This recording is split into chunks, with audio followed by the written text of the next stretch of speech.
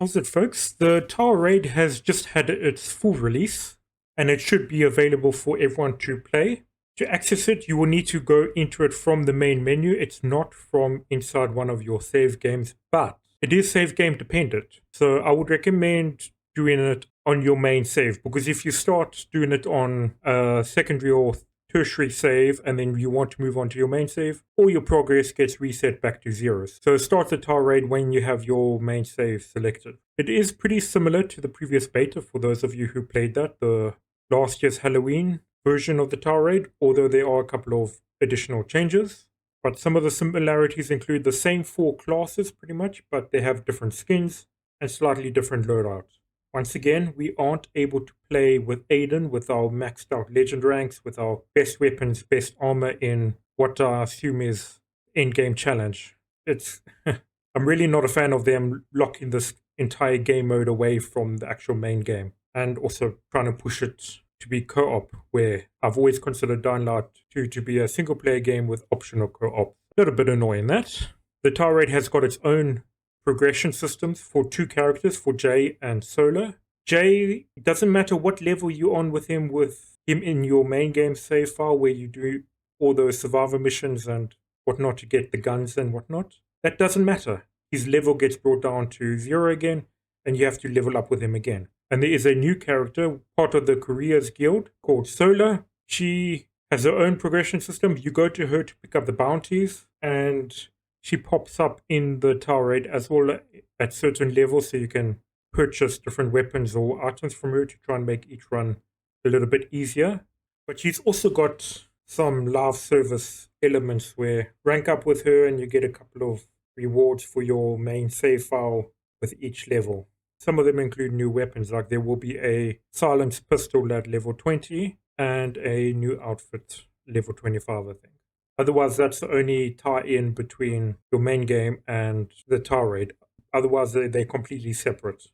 Techland seems to be leaning quite heavily into the live service co-op stuff with this. You get reputation points experience with Jay and Sola by completing different levels, by climbing up the tower, as well as completing different bounties for Sola and completing set achievements for Jay, such as killing 6 volatiles or whatnot, which will help you level up faster. And each level up you get with Jay rewards you with 1 perk point. You need to spend the perk points with Jay at the vendor perk, and you'll get 2 for your first level up, and then from them it's 1 perk point each level up. There is also a new currency that's a part of the Tower Raid. It's called Hope Tokens, and you get a bunch of them for completing each level, a bunch of them for completing the Tower Raid, and if you fail to complete the Tower Raid, you still get a fair amount of them depending on how much progress you actually made through the tower. There are 3 different modes. There's the easy, normal, and elite. Easy has 5 floors, normal has 8, and elite has 12 floors. And you can also choose different difficulty options for each of those different modes, ranging from easy to nightmare. And completing the first level on easy rewards you with 150 tokens, and doing it on normal rewards you with 200 tokens, and so on and so forth. So you earn more tokens the high difficulty you do it on. I would recommend starting on normal, and then as you get more confident, get more perks, have better weapons, you'll naturally want to up the difficulty to earn more tokens to purchase upgrades quicker. Speaking of purchasing upgrades, there's a whole bunch of new items available in Jay's shop that you have to unlock the blueprints for using the tokens. And then when you have them, you can upgrade the tokens over at the workbench. You can also upgrade the weapon rarity of the different starter weapons for each of the 4 classes over at the workbench, so that they deal more damage and they get a couple of affixes, which are those bonus modifiers attached to the weapons. So if you want to upgrade the weapons, I would recommend picking one character and sticking to that character and upgrading only one specific weapon. You can also purchase different weapon mods at J. If you want my recommendation, there's 2 different ones I would recommend. Either go with Spark for the crowd control, because that would shock a group of enemies when it crits, or go for the Frost, which will stun lock an enemy and is more focused on single target enemies. I prefer going for the Frost just because of the tougher enemies like the Volatiles, Demolishers, and Goons and whatnot. Frost will give you a bit more breathing room so you can keep hacking away at them instead of constantly dodging, attacking, dodging, attacking. For early game focus, I would recommend going for trying to complete the easier bounties, like picking up honey or the different gold coins that you can get from looting the vending machines. Those looting type bounties are pretty easy to complete in like one run. And those will get you a couple of extra experience or reputation points, which will level you up faster, which will make the next run easier. If you want a recommendation for how to spend your first few perk points, I would recommend going down the far left tree to make yourself tougher and harder to kill. So go down the survival tree, as if you survive longer, you will go further throughout the tower. And then once you've got a bit more breathing room with extra health and damage reduction and getting some healing ability back from doing decapitations and recovering health up to 80% at the top perk point for that skill tree, that's when you can, I would recommend, start spending the perk points to increase your damage so you start killing the enemies faster. After that, try and going down the perk tree to the right of that and start aiming towards getting the extra stamina and doing more damage to the bosses like the volatiles, demolishers, and whatnot, the final perk level of that tree. But of course, this is just a recommendation. Feel free to make your own builds and do whatever you want. I just would recommend making yourself tougher at the start because you are quite squishy at the beginning. If you want a recommendation for the starter class, I would recommend the Brawler. He is the most rounded character with a decent amount of health, a very good amount of stamina, because stamina is difficult to go to these characters with a low stamina after using a maxed out Aiden for quite a while. So I would recommend going for the Brawler. He's got a Toxic Axe, which if you hold down the block and attack button at the same time, he spews out that toxic goo that will wipe out a swarm of virals that are coming at you or stun a big group of biters. It also does a fair amount of damage to the bigger bosses like the goons and volatiles and whatnot. So it's a pretty decent starting class, and he also comes with the toxic throwing now, so you can use those to pop the fatty boom booms from a distance before you start picking up the regular throwing now. Also, try to avoid getting surrounded. Keep aware of your surroundings and where the enemies are coming from, because if you get surrounded, you will get stun locked and you will die. Virals are pretty easy to take out. You just need to lop their heads off. So aim a little bit above their head and you'll start hitting at their necks for some easy decapitations. The biters, especially on the higher levels, will take multiple hits to kill, but from like level 8, 9, you do 1 or 2 hits and then you can do the melee takedown. So it's still easy to work your way through it. Don't rush, especially if you're playing solo. Don't try and rush through this because you will get surrounded and die. Take your time, be methodical, loot everything you see in sight, and it will be easier than if you try and rush through it. It is also possible to block some entrances so you don't get constantly swarmed. For example, if you see this structure near one of the black doors the infected spawn from, chances are you can push it across to block it, to give yourself some breathing room. These are a lot more common on the lower levels, so try and keep an eye out for them, especially if you come across a door that you need to lockpick. You'll often find these barricades that you can push to block some of these spawn points to make it easier for yourself. And also, if you block these, viral spawns are also less frequent. So if they have nowhere to come from, don't get swarmed, it actually ends up being faster to clear levels. So just keep an eye out for them. But just like previous iterations of the tower raid, in this one, the most common way for me to die is by a random explosion from a fire extinguisher. So make sure you're aware of where each of them are and keep your distance if one of the fatty boom booms pops nearby. Wait for a couple of seconds to make sure that the fire extinguisher doesn't blow up and take your entire health bar away. Especially as it seems like there's a bug going around where the audio file for the fire extinguisher or the gas canisters doesn't play. So you're going to have to rely on visual, as the audio cues aren't helping you let you know that something's going to blow up nearby. And all the loot spawns and chests spawn in the exact same place. So as you work your way through the levels and you start learning where all these chests and medicine and random loot pops up, it spawns in the exact same place every single time. So as you work your way through the levels and you get used to the levels, you'll know where to go for the good loot and pick up weapons from these golden chests or medkits and whatnot, and ignore some of the other low quality loot. At the end of some levels, you also have the chance to spend money to buy items or weapons from Sola in one of the lifts to make your run easier. Unfortunately, every time I've tried, I have never been able to purchase anything from her, which makes all the money I pick up from each run useless as it all disappears at the end of each run.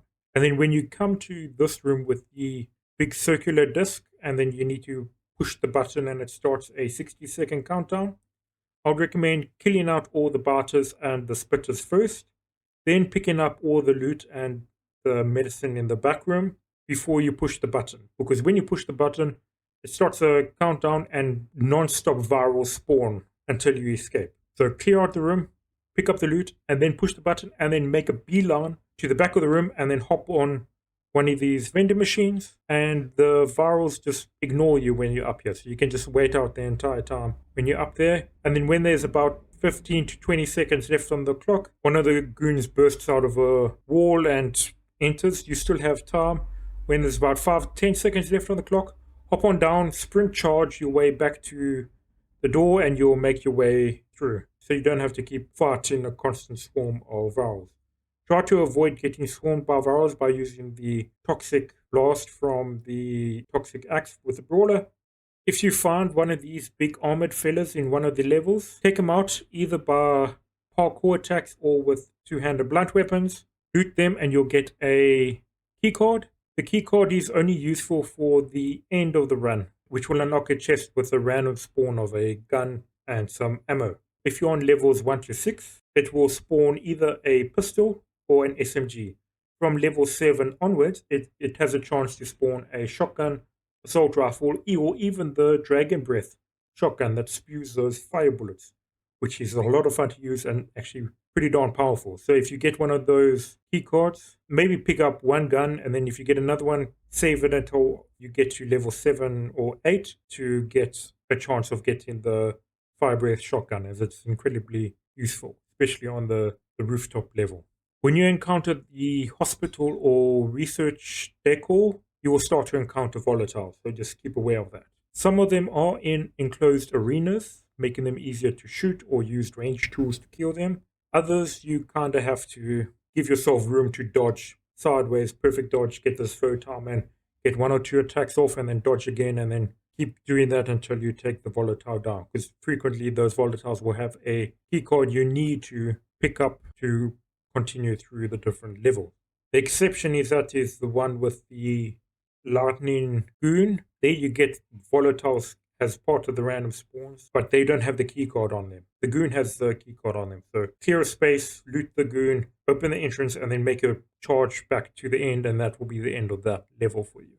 If you want a progression recommendation, I would recommend going for the weapon mod first, either the Sparks or the Frost mod. Then go for the toughness booster, and then pick a character and max out their weapon blueprint. So just keep upgrading their weapon. Once you've upgraded their weapon, you can upgrade the weapon mod and the toughness booster, because the weapon mod and the toughness booster will help you survive each of the levels, and the weapon blueprint will give you extra affixes and higher DPS, which will make each level progressively easier each time you upgrade that weapon. I would not recommend spreading your tokens across different weapons. I'd recommend sticking to one class. Use that maxed out class to earn more tokens and then start upgrading the other weapons for the other characters.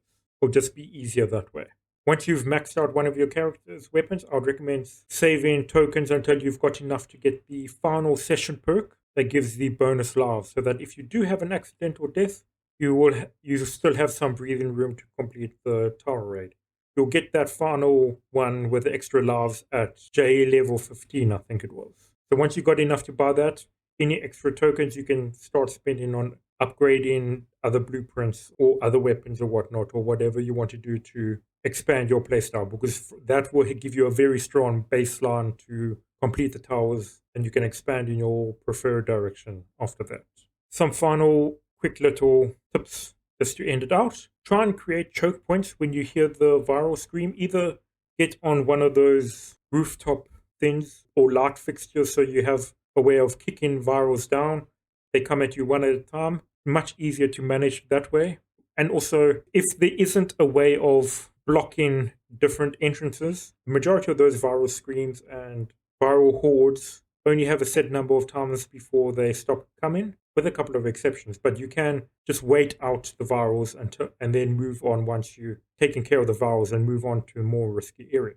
So basically, make choke points to make it easier for yourself. And then when you get to the rooftop level, I would recommend keep moving around to avoid getting bogged down, because there's a lot of batters, a lot of virals, and even banshees, fatty boom booms, and volatiles will start, and spitters will start spawning in. So you don't want to get bogged down, as it will be easy for you to get taken out. So keep your regen and toughness boosters up and keep moving. And try and take out volatiles when they come near you, and then otherwise focus down on the GRE aberration, the final floor boss. You don't actually have to loot any of the floor boss or the volatiles or whatnot on the rooftop level.